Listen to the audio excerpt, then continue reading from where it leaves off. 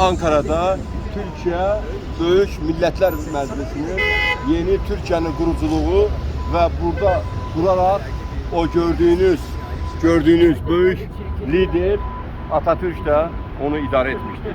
Bu günleri Türk Cumhuriyeti'nin yaranmasının sebepkarı ve o Atatürk Türk Cumhuriyeti'ni idare eden ise bu Millet Meclisi olmuştur. Bak. Göreceksiniz. Olmuştur.